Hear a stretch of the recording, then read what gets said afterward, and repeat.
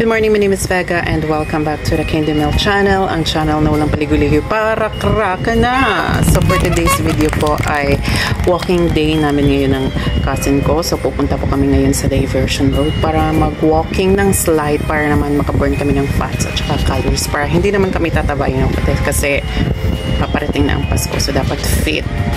At saka hindi po ako pwedeng lumabas ng bahay nang hindi naglalagay ng mga cheche-boreche sa mukha para hindi naman tayo haggard tingnan, di ba? Mas lalo tayong haggard pag wala yung mga cheche-boreche na yan.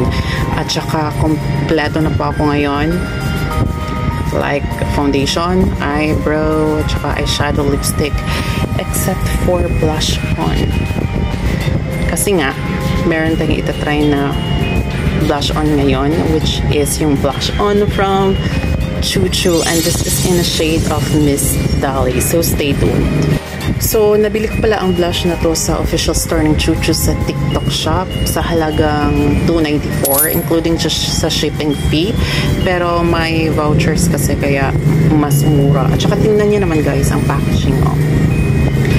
Napakaganda. Yung shape niya is heart. At saka pag binuksan mo siya, meron po siyang dalawang shades. Tsaka may kasama na rin siyang mirror, o diba? Napaka-cute. At saka yung dalawang shades na to, ito po yung tinatawag na Miss. At saka yung sa side na ito naman yung shade na Dolly. So for today's video, ang itatry ko ay yung shade na Miss. Kasi napaka-pink niya lang. At saka light lang, napaka-light lang niya. And I think that this would look great sa aking mukha. So, huwag na tayong magchika-chika. Let's try na! So, meron pa ako ditong brush kung gagamitin natin sa paglagay. At saka kunin muna natin yung cover sa mirror. Meron pa kasi yung cover sa mirror. So, ayan. So, ayan na. Let's try it. O, diba?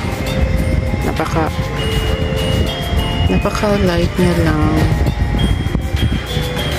Spread ko muna siya ng light para na hindi naman tayo magmukhang potato or tomato. Tomato pa. So, ayan po kanyang shade. O, diba? Light lang siya. Parang manika lang. Pero,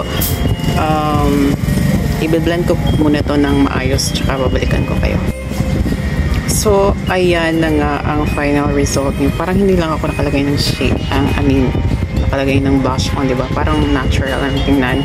So, on my next clip, ang ipapakita ko naman sa inyo ay yung shade na Dolly kung anong itsura niya sa mukha. So, see you on my next clip.